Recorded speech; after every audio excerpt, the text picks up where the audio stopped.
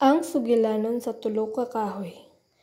Sa usa ka tumoy sa bukid, nagtindog ang tulo ka gagmay nga kahoy ug nagdamgo kung unsa ilang gustong mahimong inigdako nila.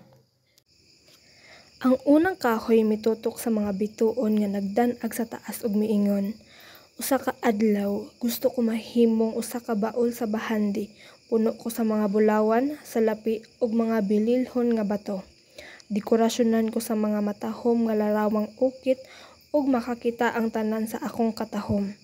Mahimo kong labing matahom nga baul sa tibuok kalibutan." Ikaduhang kahoy milantaw sa gamay nga sapa nga paingon sa dagat ug miingon, "Usa ka adlaw gusto ko mahimong usa ka gamhanang barko. Magdala ko og mga hari ug reyna tabok sa mga kadagatan ug muulay sa mga lugar nga wala pa nailhi. Ang tanan mobati og kasiguruhan tungod sa akong lig-on nga lawas.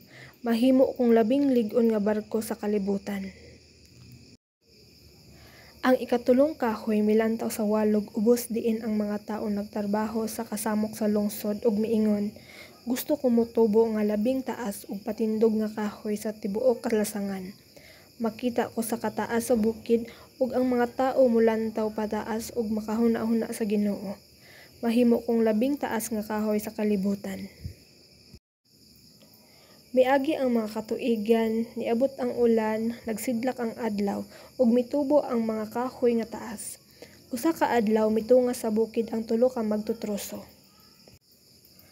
Unang magtutroso milantaw sa unang kahoy ug miingon, "Lig-on ni nga kahoy, pwede nako ibaligya sa panday."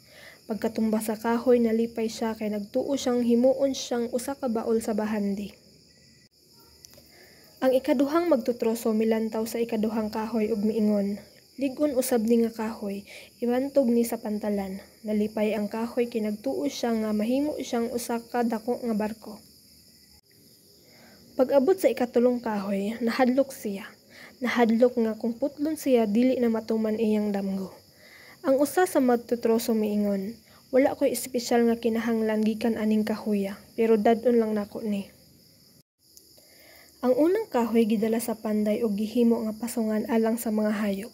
Gibutang siya sa usa ka kamalig ug gipun-an og mga balili. Ang ikaduhang kahoy gihimo nga gamay nga sakayan pangisda. Wala siya gihimong barko para sa mga hari. Ang ikatulong kahoy gisalsalan ngadto sa mga haligi ug gibiyaan lang sa bodega. Miagi ang daghang katuigan ug halos nakalimot na ang tulo ka kahoy sa ilang mga damgo. Usa ka adlaw, may lalaki ug babae nga misulod sa kamalig. Nanganak ang babae ug ilang gibutang ang bata sa pasungan nga gihimo gikan sa unang kahoy. Sa kahayag sa bituon nga mitandog sa hapsay ug lig-on nga kahoy, nabati sa kahoy ang kalabutan sa dakong panghitabo. Nasayran niya nga nagkupot siya sa labing bililhong bahandi sa tanang panahon. Paglabay sa mga tuig may mga grupo sa lalaki nga misakay sa gamay nga sakayan nga gihimo gikan sa ikaduhang kahoy. Usa sa mga lalaki natulog. Iabot ang kusog nga unos nga nagpabalaka sa kahoy nga dili siya kusgan aron luwason ang mga tawo. Gitawag nila ang natulog nga lalaki, mitindog siya og miingon, "Pakalma," ug mihunong dayon ang bagyo. Nasayran dayon sa kahoy nga iyang gipasakay ang hari sa langit ug yuta. Sa katapusan, kuhaon ang ikatulong kahoy, gikarga siya paingon sa lungsod samtang ang mga tawo nagpakatawa sa lalaki nga nagdala kaniya. Sa ulahi, gilansang niya ang lalaki sa kahoy ug gibayaw kini sa usa ka bukid aron siya patyon. Pagkatulo ka adlaw nasayran sa kahoy nga ang gugma sa Dios makausab sa tanan.